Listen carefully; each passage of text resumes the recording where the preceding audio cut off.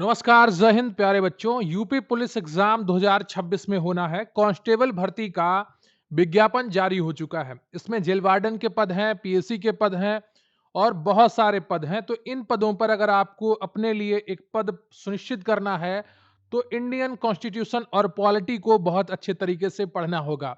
तो उसी को अच्छे तरीके से तैयार करने के लिए आज की ये मैराथन क्लास आपके लिए बहुत ही हेल्पफुल रहने वाली है। गारंटी के साथ मैं कहता हूं, अगर आप ये क्लास अंत तक देखेंगे तो जब क्लास ये आपकी खत्म होगी तो आपके अंदर वो आत्मविश्वास होगा कि यहां से अब कोई भी प्रश्न बाहर नहीं जाएगा। जितना भी आपके पॉलिटी और कॉन्स्टिट्यूशन का निचोड़ है वो सब कुछ आज मैं लेकर आया हूं, सिर्फ और सिर्फ आपके लिए। तो वीडियो को लाइक कर लीजिएगा, चैनल पर नए हैं चैनल को सब्सक्राइब कर लीजिएगा, क्योंकि प्रश्न यहीं से आएगा। पढ़ते रहेंगे आप मेरे साथ तो आपको यकीन आएगा। चलिए शुरू करते हैं। तो हम शुरू करेंगे संविधान के निर्माण से। Making of constitution. भारत में संविधान सभा का गठन कैबिनेट मिशन योजना 1946 के तहत किया गया था। संविधान सभा की पहली बैठक 9 दिसंबर 1946 को हुई थी। सभा के अस्थायी अध्यक्ष डॉक्टर सच्चिदानंद सिन्हा थे। 11 दिसंबर 1946 को डॉक्टर राजेंद्र प्रसाद को स्थायी अध्यक्ष चुना गया। बीएन राव को संवैधानिक सलाहकार नियुक्त किया गया था। 13 दिसंबर 1946 को जवाहरलाल नेहरू ने उद्देश्य प्रस्ताव पेश किया, जो बाद में प्रस्तावना बना। प्रारूप समिति की अगर बात की जाए तो इसके अध्यक्ष डॉक्टर बी आर अंबेडकर थे। बार बार एग्जाम में पूछा जाता है, मोस्ट इंपॉर्टेंट है। प्रारूप समिति का गठन 29 अगस्त 1947 को हुआ था और इसमें 7 सदस्य थे। भारतीय संविधान को बनने में 2 साल 11 महीने और 18 दिन का समय लगा है, यह भी मोस्ट इंपॉर्टेंट है। संविधान को 26 नवंबर 1949 को अंगीकृत किया गया था। इस दिन को हम संविधान दिवस के रूप में मनाते हैं। मूल संविधान में 395 अनुच्छेद थे, 22 भाग थे और 8 अनुसूचियां थीं। वर्तमान में गणना की दृष्टि से लगभग 470 से अधिक अनुच्छेद और 12 अनुसूचियां हैं। संविधान पूर्ण रूप से 26 जनवरी 1950 को लागू हुआ था। राष्ट्रीय ध्वज को 22 जुलाई 1947 को अपनाया गया था। इसी कारण 22 जुलाई को झंडा दिवस के रूप में मनाया जाता है। बहुत ही इंपॉर्टेंट है, बार बार एग्जाम में पूछा जाता है। राष्ट्रीय गान और राष्ट्रीय गीत को 24 जनवरी 1950 को अपनाया गया। डॉक्टर बी आर अंबेडकर को भारतीय संविधान का पिता कहा जाता है, फादर ऑफ इंडियन कॉन्स्टिट्यूशन। संविधान सभा का चिन्ह सिंबल हाथी था। संविधान की मूल प्रति प्रेम बिहारी नारायण रायजादा द्वारा हस्तलिखित थी। प्रारूप समिति के 2 अन्य प्रमुख सदस्यों में के एम मुंशी और अल्लादी कृष्णा स्वामी अय्यर शामिल थे। अब हम बात करेंगे संविधान के स्रोत और प्रस्तावना की। मौलिक अधिकार संयुक्त राज्य अमेरिका के संविधान से लिए गए हैं। संसदीय प्रणाली ब्रिटेन से ली गई है। नीति निर्देशक तत्व आयरलैंड के संविधान से प्रेरित है। मौलिक कर्तव्य रूस तत्कालीन यूएसएसआर से लिए गए हैं। समवर्ती सूची का विचार ऑस्ट्रेलिया से लिया गया है। संविधान संशोधन की प्रक्रिया दक्षिण अफ्रीका से ली गई है। आपातकाल के दौरान मूल अधिकारों का निलंबन जर्मनी के वाइमर संविधान से लिया गया है। संघीय व्यवस्था कनाडा के मॉडल पर आधारित है। प्रस्तावना को संविधान की आत्मा और कुंजी कहा जाता है। 42वें संशोधन 1976 द्वारा प्रस्तावना में समाजवादी, पंथ निरपेक्ष और अखंडता शब्द जोड़े गए हैं। बहुत इंपॉर्टेंट है, एग्जाम में बार बार पूछा जाता है।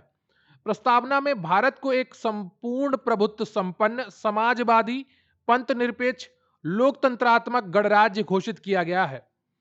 केशवानंद भारती केस 1973 में सुप्रीम कोर्ट ने माना कि प्रस्तावना संविधान का अभिन्न अंग है। इसी केस में मूल ढांचा का सिद्धांत दिया गया था। प्रस्तावना में 3 प्रकार के न्याय की बात कही गई है: सामाजिक, आर्थिक और राजनीतिक। गणराज्य का अर्थ है कि देश का प्रमुख राष्ट्रपति निर्वाचित होगा, ना कि वंशानुगत। तो भारत एक गणराज्य देश है। बेरूबारी यूनियन केस 1960 में कोर्ट ने कहा था कि प्रस्तावना संविधान का अंग नहीं है, जो बाद में बदल दिया गया। विधि द्वारा स्थापित प्रक्रिया जापान से ली गई है। एकल नागरिकता ब्रिटेन के संविधान से ली गई है। भारत में दोहरी नागरिकता का प्रावधान नहीं है, सिवाय ओसीआई के कुछ मामले में। नागरिकता के संविधान भाग 2 अनुच्छेद 5 से 11 में वर्णित है। जो नागरिकता के प्रावधान है वो संविधान में भाग 2 में अनुच्छेद 5 से 11 में वर्णित है। अनुच्छेद 11 संसद को अधिकार देता है कि वो नागरिकता के संबंध में कानून बना सके। अब हम बात करेंगे मौलिक अधिकारों की, फंडामेंटल राइट्स की। मौलिक अधिकार संविधान के भाग 3 में अनुच्छेद 12 से 35 तक वर्णित है। भाग 3 को भारत का मैग्ना कार्टा कहा जाता है। मूल संविधान में 7 मौलिक अधिकार थे, लेकिन अब 6 हैं। संपत्ति का अधिकार अब अनुच्छेद 300A के तहत केवल एक विधिक अधिकार है। पहले यह अनुच्छेद 31 में हुआ करता था। इसे 44वें संविधान संशोधन 1978 द्वारा मौलिक अधिकारों से हटा दिया गया है। अनुच्छेद 12 में राज्य की परिभाषा दी गई है। राज्य की परिभाषा अनुच्छेद 12 में भी दी गई है और अनुच्छेद 36 में भी दी गई है। अनुच्छेद 13 न्यायिक समीक्षा का आधार प्रदान करता है। समानता का अधिकार अनुच्छेद 14 से 18 तक है। अनुच्छेद 14 विधि के समक्ष समानता की बात करता है, इक्वेलिटी बिफोर लॉ। अनुच्छेद 15 धर्म, जाति, लिंग आदि के आधार पर भेदभाव का निषेध करता है, लेकिन कुछ परिस्थितियों में यह भेदभाव किया जा सकता है जिसके आधार पर आरक्षण की व्यवस्था लागू की गई है। अनुच्छेद 16 लोक नियोजन में अफसर की समानता की बात करता है, लेकिन कुछ परिस्थितियों में इसमें असमानता की बात भी की जा सकती है जिसके आधार पर आरक्षण सभी प्रकार के लागू हैं। अनुच्छेद 17 अस्पृश्यता का अंत, यह बहुत महत्वपूर्ण है, बार बार एग्जाम में पूछा जाता है। अनटचेबिलिटी बहुत महत्वपूर्ण है, कई बार एग्जाम में पूछा गया है।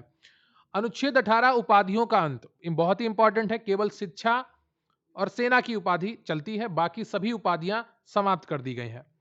स्वतंत्रता का अधिकार अनुच्छेद 19 से 22 तक है। अनुच्छेद 19 6 प्रकार की स्वतंत्रता देता है: भाषण, सभा, संघ, संचरण, निवास और वृत्ति यानी कि घूमने का। प्रेस की स्वतंत्रता अनुच्छेद 19(1)(a) में अंतर्निहित है।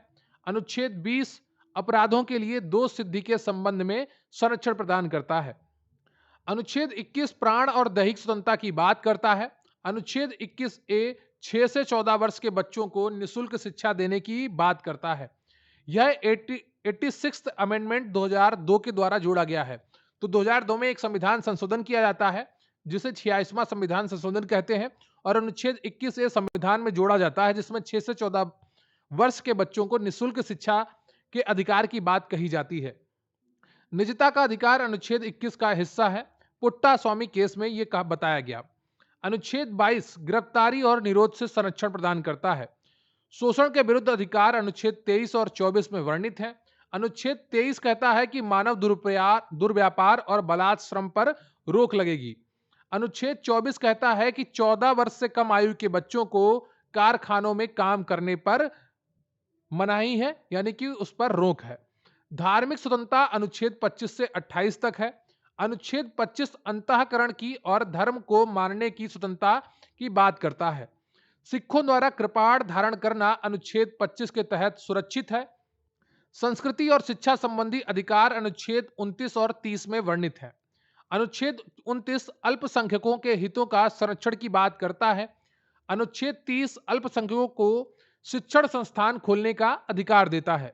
अनुच्छेद 32 संवैधानिक उपचारों का अधिकार है, जिसे डॉक्टर अंबेडकर ने संविधान की आत्मा और हृदय कहा है। इसके तहत सुप्रीम कोर्ट 5 प्रकार की रिट जारी करता है। ये 5 प्रकार की रिट है: बंदी प्रत्यक्षीकरण, हैबियस कार्पस, परमादेश यानी कि मैंडमस, प्रतिषेध यानी कि प्रोहिबिटेशन, उत्प्रेषण यानी कि सर्टियोरेरी, और अधिकार प्रेक्षा यानी कि क्यो वारंटो। तो इंग्लिश का भी आपको याद रखना है, क्योंकि कई बार पूछ लेता है कि ये हिंदी में है तो अंग्रेजी में इसको क्या कहते हैं। हाईकोर्ट अनुच्छेद 226 के तहत यह रिट जारी कर सकता है। मार्शल लॉ लागू होने पर अनुच्छेद 34 के तहत मूल अधिकार सीमित हो सकते हैं। राष्ट्रीय आपातकाल के दौरान अनुच्छेद 20 और 21 कभी निलंबित नहीं होते, केवल भारतीय नागरिकों को प्राप्त अधिकार हैं। अनुच्छेद 15, 16, 19, 29 और 30 विदेशियों को भी प्राप्त अधिकार हैं। अनुच्छेद 14, 20, 21, 21(a), 23, 24, 25 से 28। तो ये अंतर आप ध्यान रखिएगा भारतीय नागरिकों के लिए और विदेशी नागरिकों के लिए। अब हम बढ़ेंगे अगले भाग की तरफ, नीति निर्देशक तत्व और कर्तव्य यानी कि डीपीएसपी और ड्यूटीज। वीडियो को लाइक कर लीजिएगा, चैनल पर नए हैं चैनल को सब्सक्राइब कर लीजिएगा। नीति निर्देशक तत्व संविधान के भाग 4 पार्ट 4 में अनुच्छेद 36 से 51 तक है। इनका उद्देश्य कल्याणकारी राज्य की स्थापना करना है। ये न्याय योग्य नहीं है, यानी इनके लिए कोर्ट नहीं जा सकते। अनुच्छेद 39 बी और 39 सी संसाधनों के समान वितरण से संबंधित है। अनुच्छेद 39 ए समान न्याय और निशुल्क विधिक सहायता की बात करता है। अनुच्छेद 40 ग्राम पंचायतों के गठन की बात करता है और यह गांधीवादी सिद्धांत है। अनुच्छेद 44 मोस्ट इंपॉर्टेंट है, बार बार एग्जाम में पूछा जाता है। अनुच्छेद 40 भी इंपॉर्टेंट है। अनुच्छेद 44 समान नागरिक संहिता की बात करता है, यूनिफॉर्म सिविल कोड। गोवा एकमात्र राज्य है जहां पर यूसीसी शुरुआत से लागू है, अब उत्तराखंड में भी लागू हो चुकी है। अनुच्छेद 45 6 वर्ष से कम आयु के बच्चों की देखभाल की बात करता है।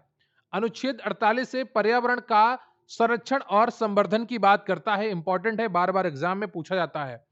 अनुच्छेद 50 कार्यपालिका से न्यायपालिका का पृथक्करण, यह भी इंपॉर्टेंट है, बार बार एग्जाम में पूछा जाता है। अनुच्छेद 51 अंतरराष्ट्रीय शांति और सुरक्षा को बढ़ावा देना, मौलिक कर्तव्य भाग 4 ए में है। एकमात्र अनुच्छेद 51 ए है जिसमें 11 कर्तव्य हैं। इन्हें 42वें संविधान संशोधन 1976 द्वारा स्वर्ण सिंह समिति की सिफारिश पर जोड़ा गया था। तो ये दोनों बहुत ही इंपॉर्टेंट है, इनको याद रखिएगा। प्रारंभ में 10 कर्तव्य थे। 11वां कर्तव्य शिक्षा से संबंधित है। 86th अमेंडमेंट 2002 द्वारा ये जोड़ा गया था। मौलिक कर्तव्य केवल नागरिकों के लिए है, विदेशियों के लिए नहीं है। राष्ट्रीय ध्वज और राष्ट्रगान का सम्मान करना पहला कर्तव्य है। सार्वजनिक संपत्ति की रक्षा करना भी एक मौलिक कर्तव्य है। वैज्ञानिक दृष्टिकोण का विकास करना एक कर्तव्य है। अब हम बात करेंगे संघीय कार्यपालिका की संविधान के भाग 5 की। राष्ट्रपति भारत का प्रथम नागरिक होता है। अनुच्छेद 52 कहता है कि भारत का एक राष्ट्रपति होगा। अनुच्छेद 53 कहता है कि संघ की कार्यपालिका की शक्ति राष्ट्रपति में निहित है। राष्ट्रपति का चुनाव अप्रत्यक्ष रूप से एकल संक्रमण मत पद्धति द्वारा होता है। तो याद रखिएगा कौन सी पद्धति से राष्ट्रपति का चुनाव होता है, एग्जाम में बार बार पूछा जाता है। निर्वाचक मंडल, राष्ट्रपति का जो निर्वाचक मंडल होता है उसमें लोकसभा, राज्यसभा और विधानसभाओं के निर्वाचित सदस्य शामिल होते हैं। यानी कि कौन कौन लोग राष्ट्रपति के चुनाव में वोट डाल सकता है, मत का प्रयोग कर सकता है, तो उसके बारे में निर्वाचक मंडल में बताया जाता है। मनोनीत सदस्य राष्ट्रपति चुनाव में वोट नहीं डालते हैं। जिनको राष्ट्रपति मनोनीत करता है, जिनको राज्यपाल मनोनीत करता है, वो सदस्य मनोनीत सदस्य होते हैं और राष्ट्रपति चुनाव में वोट नहीं डालते। न्यूनतम आयु 35 वर्ष होती है। अनुच्छेद 61 के तहत राष्ट्रपति पर महाभियोग की प्रक्रिया की बात कही गई है। महाभियोग किसी भी सदन, लोकसभा या राज्यसभा में लाया जा सकता है। अनुच्छेद 72 इंपॉर्टेंट है, राष्ट्रपति की क्षमादान शक्ति है, वह मृत्युदंड भी माफ कर सकता है। राष्ट्रपति तीनों सेनाओं का सर्वोच्च कमांडर होता है। अनुच्छेद 123 राष्ट्रपति द्वारा अध्यादेश जारी करने की शक्ति है। अध्यादेश की अधिकतम अवधि 6 महीने प्लस 6 सप्ताह हो सकती है। उपराष्ट्रपति राज्यसभा का पदेन सभापति होता है। अनुच्छेद 64 के तहत उपराष्ट्रपति का चुनाव संसद के सभी सदस्यों निर्वाचित और मनोनीत द्वारा होता है। अनुच्छेद 74 राष्ट्रपति को सलाह देने के लिए एक मंत्रिपरिषद होगी की बात करता है। मंत्रिपरिषद का प्रधानमंत्री मुखिया होता है। प्रधानमंत्री की नियुक्ति राष्ट्रपति करता है। अनुच्छेद 75 के तहत मंत्रिपरिषद सामूहिक रूप से लोकसभा के प्रति उत्तरदायी होती है। यानी कि अगर किसी भी मंत्री के खिलाफ प्रस्ताव पारित हो जाता है तो सरकार गिर जाती है। व्यक्तिगत रूप से मंत्री राष्ट्रपति के प्रति उत्तरदायी होते हैं, लेकिन मंत्रिपरिषद सामूहिक रूप से लोकसभा के प्रति उत्तरदायी होती है। यदि प्रधानमंत्री इस्तीफा दे दें तो पूरे मंत्रिपरिषद को भंग करना होता है, यानी कि पूरी मंत्रिपरिषद भंग हो जाती है। कोई भी मंत्री बिना संसद सदस्य बने अधिकतम 6 महीने तक मंत्री या प्रधानमंत्री रह सकता है। महान्यायवादी अनुच्छेद 76 में वर्णित है। महान्यायवादी भारत सरकार का सर्वोच्च विधि अधिकारी होता है और मोस्ट इंपॉर्टेंट है, बार बार एग्जाम में पूछा जाता है। महान्यायवादी संसद की बैठक में भाग ले सकता है लेकिन वोट नहीं दे सकता। अनुच्छेद 108 संयुक्त अधिवेशन का प्रावधान करता है। संयुक्त अधिवेशन राष्ट्रपति बुलाता है लेकिन अध्यक्षता लोकसभा अध्यक्ष करता है। धन विधेयक के मामले में संयुक्त अधिवेशन नहीं हो सकता है। निर्विरोध चुने जाने वाले एकमात्र राष्ट्रपति नीलम संजीव रेड्डी थे। सबसे लंबे समय तक राष्ट्रपति रहने वाले व्यक्ति डॉक्टर राजेंद्र प्रसाद थे। संसद राष्ट्रपति, लोकसभा और राज्यसभा से मिलकर बनती है, अनुच्छेद 79 में वर्णित है। राज्यसभा उच्च सदन है, इसे भंग नहीं किया जा सकता। राज्यसभा के सदस्यों का कार्यकाल 6 वर्ष होता है। राज्यसभा के 1/3 सदस्य हर 2 साल में सेवानिवृत्त होते हैं। राज्यसभा की अधिकतम सदस्य संख्या 250 हो सकती है। 12 सदस्य राष्ट्रपति द्वारा मनोनीत होते हैं, जो कला, साहित्य, विज्ञान, समाज सेवा आदि से आते हैं। लोकसभा निम्न सदन या जनता का सदन है। लोकसभा का कार्यकाल सामान्यतः 5 वर्ष होता है। लोकसभा की अधिकतम सीट संख्या अब 550 है। एंग्लो इंडियन आरक्षण 104वें संविधान संशोधन द्वारा समाप्त कर दिया गया है। लोकसभा चुनाव लड़ने के लिए न्यूनतम आयु 25 वर्ष होनी चाहिए। राज्यसभा के लिए न्यूनतम आयु 30 वर्ष होती है। धन विधेयक केवल लोकसभा में पेश किया जा सकता है, जो कि अनुच्छेद 110 में वर्णित है। कोई विधेयक धन विधेयक है या नहीं, इसका निर्णय लोकसभा अध्यक्ष करता है। राज्यसभा धन विधेयक को अधिकतम 14 दिन तक रोक सकती है। अनुच्छेद 112 में वार्षिक वित्तीय विवरण की बात की गई है, जिसे हम बजट कहते हैं। बजट शब्द का कहीं पर भी संविधान में प्रयोग नहीं किया गया है। शून्यकाल भारतीय संसदीय प्रक्रिया की देन है। यह प्रश्नकाल के तुरंत बाद का होता है, यानी कि दोपहर 12 बजे का समय। कोरम सदन की कार्रवाई चलाने के लिए कुल सदस्यों का 1/10 होना आवश्यक है। प्रोटेम स्पीकर की नियुक्ति राष्ट्रपति करता है, जो नए सदस्यों की को शपथ दिलाता है। लोक लेखा समिति में 22 सदस्य 15 लोकसभा प्लस 7 राज्यसभा के होते हैं। इसे प्राक्कलन समिति की जुड़वा बहन कहा जाता है। प्राक्कलन समिति सबसे बड़ी समिति है। इसमें 30 सदस्य होते हैं, सभी लोकसभा से। अविश्वास प्रस्ताव केवल लोकसभा में लाया जा सकता है। इसे पेश करने के लिए 50 सदस्यों का समर्थन आवश्यक है। संसद के सत्रों के बीच अधिकतम अंतराल 6 महीने से अधिक नहीं होना चाहिए। अनुच्छेद 105 में संसदीय विशेषाधिकार का वर्णन मिलता है। लोकसभा अध्यक्ष अपना त्यागपत्र उपाध्यक्ष को देता है। पहले लोकसभा अध्यक्ष जीवी मावलंकर थे। 10वीं अनुसूची दल बदल से संबंधित है, जो 52वें संविधान संशोधन द्वारा 1985 में जोड़ी गई है। दल बदल के आधार पर अयोग्यता का फैसला अध्यक्ष या सभापति करते हैं। अब हम बात करेंगे भारतीय संविधान में न्यायपालिका की। भारत में एकीकृत न्यायपालिका की व्यवस्था है। सुप्रीम कोर्ट का गठन अनुच्छेद 124 के तहत होता है। वर्तमान में सुप्रीम कोर्ट में कुल 34 न्यायाधीश हैं, 33 प्लस 1 सीजीआई। सुप्रीम कोर्ट की जजों की नियुक्ति कॉलेजियम की सिफारिश पर राष्ट्रपति करता है। जजों की सेवानिवृत्ति आयु 65 वर्ष है। सुप्रीम कोर्ट के जज को हटाने के लिए संसद में महाभियोग जैसी प्रक्रिया चलाई जाती है। अनुच्छेद 129 सुप्रीम कोर्ट एक अभिलेखीय न्यायालय की बात कहता है कि अवमानना पर दंड देने की शक्ति है। कोर्ट ऑफ रिकॉर्ड, यानी कि अगर जो सुप्रीम कोर्ट ने आदेश दिया है वो दूसरे कोर्ट में भी उदाहरण के तौर पर प्रयोग किया जा सकता है, कानून के तौर पर प्रयोग किया जा सकता है। अनुच्छेद 143 राष्ट्रपति सुप्रीम कोर्ट से परामर्श मांग सकता है, लेकिन राष्ट्रपति इसके लिए बाध्य नहीं होता है कि वो सुप्रीम कोर्ट के परामर्श को माने। न्यायिक समीक्षा की शक्ति सुप्रीम कोर्ट और हाई कोर्ट दोनों के पास है। जनहित याचिका पीआईएल के जनक पीएन भगवती माने जाते हैं। हाई कोर्ट का गठन अनुच्छेद 214 के तहत होता है। वर्तमान में भारत में 25 उच्च न्यायालय हैं। हाई कोर्ट की जजों की सेवानिवृत्ति आयु 62 वर्ष होती है। इंपॉर्टेंट है, एग्जाम में अक्सर पूछ लिया जाता है। इलाहाबाद हाई कोर्ट में भारत का सबसे बड़ा हाई कोर्ट है जजों की संख्या के मामले में। 2 या 2 से अधिक राज्यों के लिए एक साझा हाई कोर्ट हो सकता है। अनुच्छेद 231 में यह वर्णित है। कमेंट करके बताइएगा किन राज्यों के लिए साझा हाई कोर्ट काम करता है। जिला जजों की नियुक्ति राज्यपाल करता है हाई कोर्ट की सलाह पर। सुप्रीम कोर्ट नई दिल्ली में स्थित है। भारत के पहले मुख्य न्यायाधीश सीजेआई एच.जे. कानिया थे। हाई कोर्ट के जज अपना त्यागपत्र राष्ट्रपति को देते हैं। हाई कोर्ट के जजों का वेतन राज्य की संचित निधि से, लेकिन पेंशन भारत की संचित निधि से दी जाती है। अब हम बात करेंगे राज्य की कार्यपालिका और विधानमंडल की, और बात करेंगे यूपी स्पेशल की। राज्यपाल राज्य का संवैधानिक प्रमुख होता है, अनुच्छेद 153 में वर्णित है। राज्यपाल की नियुक्ति राष्ट्रपति करता है और वह राष्ट्रपति के प्रसाद पर्यंत पद पर रहता है। राज्यपाल बनने के लिए न्यूनतम आयु 35 वर्ष है। अनुच्छेद 161 बताता है कि राज्यपाल की क्षमादान शक्ति मृत्युदंड माफ नहीं कर सकता, लेकिन राज्यपाल। मुख्यमंत्री की नियुक्ति राज्यपाल करता है। अनुच्छेद 164 के तहत राज्य विधानमंडल में राज्यपाल, विधानसभा और विधान परिषद जहां हो शामिल होते हैं। विधान परिषद का सृजन या समाप्ति अनुच्छेद 169 के तहत संसद करती है। वर्तमान में 6 राज्यों में विधान परिषद है: यूपी, बिहार, महाराष्ट्र, कर्नाटक, आंध्र प्रदेश और तेलंगाना। उत्तर प्रदेश विधानसभा में सीटों की संख्या 403 है। उत्तर प्रदेश विधान परिषद में सीटों की संख्या 100 है। विधानसभा का कार्यकाल 5 वर्ष होता है। विधान परिषद के सदस्यों का कार्यकाल 6 वर्ष होता है। महाधिवक्ता राज्य का सर्वोच्च विधि अधिकारी होता है और यह अनुच्छेद 165 में वर्णित है। मोस्ट इंपॉर्टेंट है, अक्सर एग्जाम में पूछ लिया जाता है।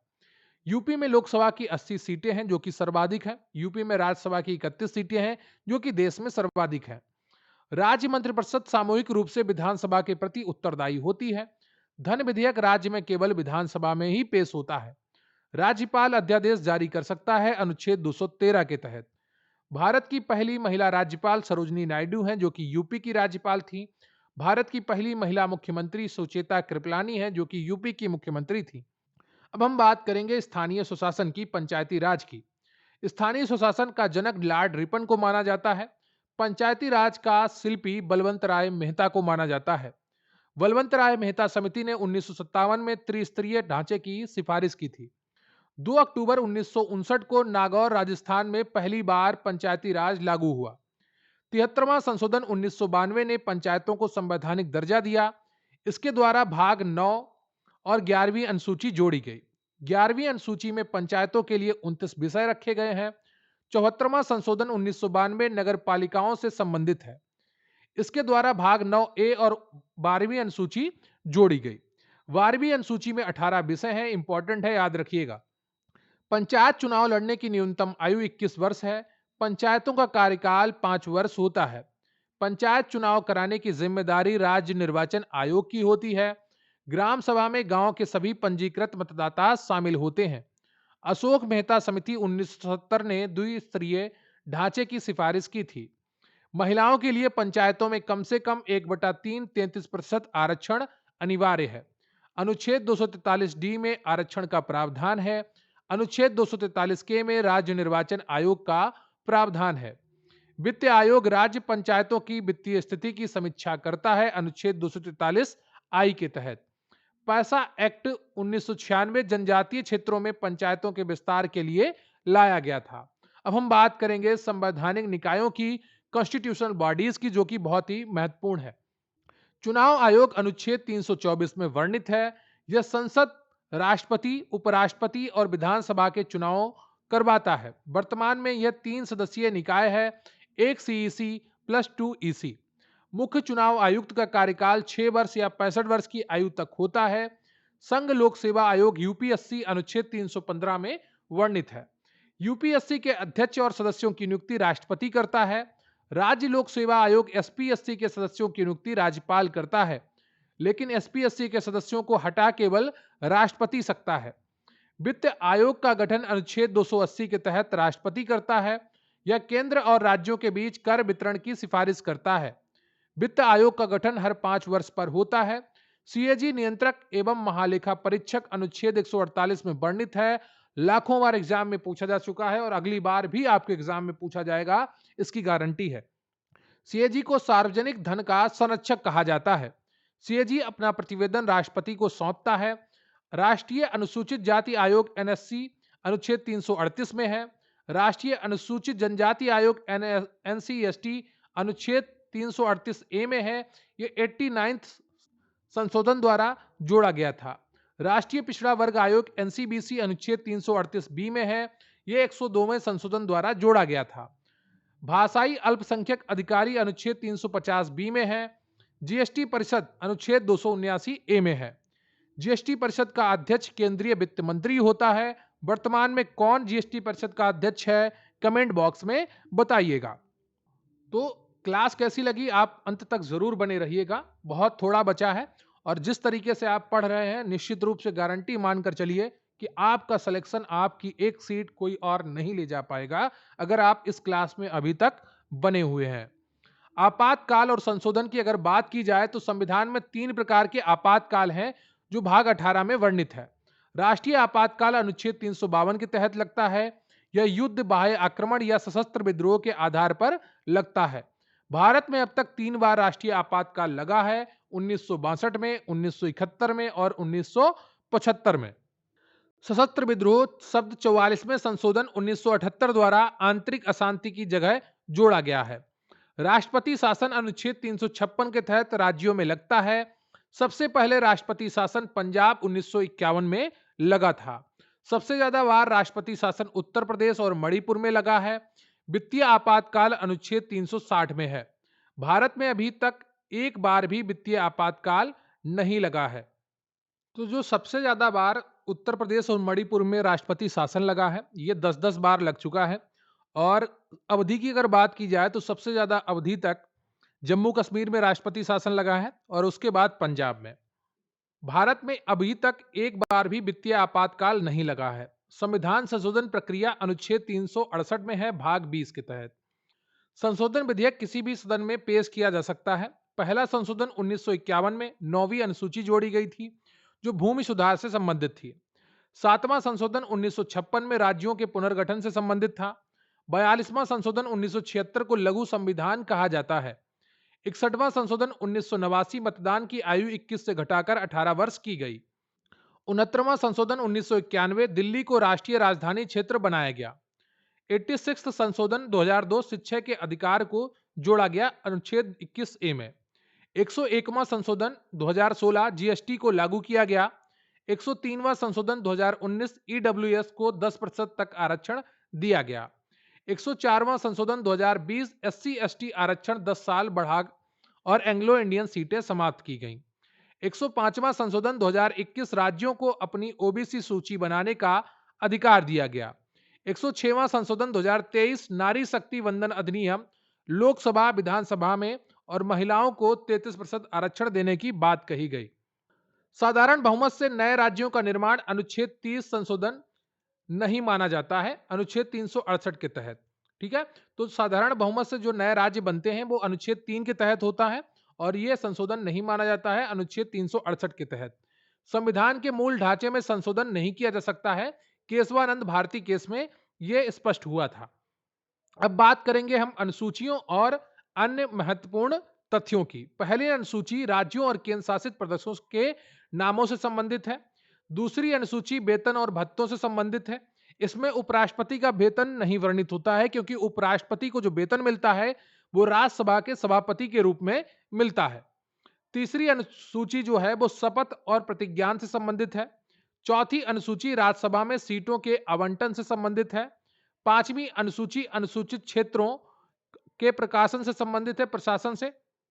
छठवीं अनुसूची असम, मेघालय, त्रिपुरा और मिजोरम के जनजातीय क्षेत्र से संबंधित है। सातवीं अनुसूची शक्तियों के विभाजन से संबंधित है। यहां पर 3 सूची मिलती हैं: संघ सूची, राज्य सूची, समवर्ती सूची। संघ सूची के विषय पर सिर्फ संघ सरकार, केंद्र सरकार कानून बना सकती है। राज्य सूची के विषय पर राज्य सरकार कानून बना सकती है। समवर्ती सूची के विषय पर दोनों कानून बना सकते हैं, लेकिन कानून लागू होगा संघ का अगर एक ही विषय पर दोनों ने कानून बना दिया है। और राज्य सूची के विषय पर भी संघ में कानून बनाया जा सकता है, संसद में कानून बनाया जा सकता है। उसका प्रावधान अलग है, फिर कभी उस पर चर्चा करेंगे। संघ सूची में मूलतः 97 विषय थे, अब 100 हैं। रक्षा, रेलवे, विदेश, बैंकिंग प्रमुख है। राज्य सूची में 66 विषय थे, अब 61 हैं। पुलिस, कृषि और स्वास्थ्य प्रमुख है। समवर्ती सूची में मूलतः 47 विषय थे, अब 52 हैं। शिक्षा, वन विभाग आदि प्रमुख हैं। 8वीं अनुसूची में 22 मान्यता प्राप्त भाषाएं हैं। मूल रूप से 14 भाषाएं थीं। सिंधी 21वें, कोंकणी, मणिपुरी, नेपाली 71वें और बोडो, डोगरी, मैथिली, संथाली 92वें संविधान संशोधन द्वारा जोड़ी गई। अंग्रेजी 8वीं अनुसूची में शामिल नहीं है। 9वीं अनुसूची न्यायिक समीक्षा से परे कानून की बात करता है। 10वीं अनुसूची दल बदल कानून की बात करती है। राजभाषा भाग 17 अनुच्छेद 343 से 351 में वर्णित है। अनुच्छेद 343 के अनुसार संघ की राजभाषा हिंदी और लिपि देवनागरी है। राष्ट्रीय आपातकाल के दौरान राज्य सूची के विषयों पर संसद कानून बना सकती है।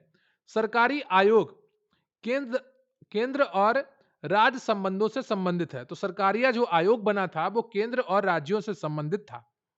पुंछी आयोग भी केंद्र राज्य संबंधों पर बना था। योजना आयोग की जगह अब नीति आयोग काम करता है, जो 1 जनवरी 2015 से संचालित है। नीति आयोग एक संवैधानिक निकाय नहीं है। नीति आयोग का अध्यक्ष प्रधानमंत्री होता है। लोकपाल शब्द सबसे पहले एल.एम. सिंघवी ने दिया था। भारत के पहले लोकपाल पिनाकी चंद्र घोष थे। वर्तमान में ए.एम. खानविलकर है। सूचना का अधिकार आरटीआई अधिनियम 2005 में लागू हुआ। यह एक विधिक अधिकार है। मानवाधिकार आयोग एनएचआरसी एक सांविधिक निकाय है, संवैधानिक नहीं। केंद्रीय सत्कर्ता आयोग सीवीसी संथानम समिति की सिफारिश पर बना है। परिसीमन आयोग चुनाव क्षेत्रों की सीमा तय करता है। अंतरराज्यीय परिषद अनुच्छेद 263 में है। जम्मू और कश्मीर पुनर्गठन अधिनियम 2019 में लागू हुआ। अनुच्छेद 370 हटा दिया गया। लद्दाख अब एक बिना विधानसभा वाला केंद्र शासित प्रदेश है। दादरा नगर हवेली और दमन द्वीप का विलय 2020 में हुआ है। वर्तमान में भारत में 28 राज्य और 8 केंद्र शासित प्रदेश हैं। तो ये रहे आपके 300 महत्वपूर्ण वन लाइनर जो आपके संविधान और राज्य व्यवस्था से संबंधित थे। उम्मीद करता हूं आपने क्लास को बहुत ही एंजॉय किया होगा और बहुत अच्छे मन से देखा है। कमेंट करके बताइएगा कि आपको ये क्लास कैसी लगी। अगर आप इस क्लास की पीडीएफ पाना चाहते हैं और यूपी पुलिस की अन्य सब्जेक्ट की, हिंदी की, कंप्यूटर की, साइंस की, इतिहास की, करंट अफेयर्स की पीडीएफ पाना चाहते हैं, तो एक हमारा टेलीग्राम पर चैनल चल रहा है जो प्राइवेट होता है। उसमें सिर्फ एंट्री पेड लोगों को मिलती है, जिसकी फीस मात्र 100 रुपए है। तो इससे आप जुड़ सकते हैं और अपनी तैयारी को आगे ले जा सकते हैं। बहुत अच्छा कंटेंट मिलेगा, जैसा आपके सामने है बिल्कुल हू बहू ऐसा ही कंटेंट आपको प्रोवाइड किया जाएगा और आप अपनी तैयारी को एक अच्छा सहयोग कर सकते हैं, एक अच्छी हेल्प दे सकते हैं अच्छे कंटेंट के साथ। इसके लिए आपको कहीं दौड़ना नहीं पड़ेगा कि 5 किलोमीटर दूर दौड़ के जा रहे हैं कुछ ढूंढने। वो मैं आपको तुरंत आपके प्राइवेट टेलीग्राम चैनल पर प्रोवाइड करवाऊंगा। बहुत अच्छा और क्वालिटी कंटेंट जो आपके एग्जाम में आएगा ही। मिलेंगे फिर किसी अन्य वीडियो में, तब तक के लिए जय हिंद, जय भारत।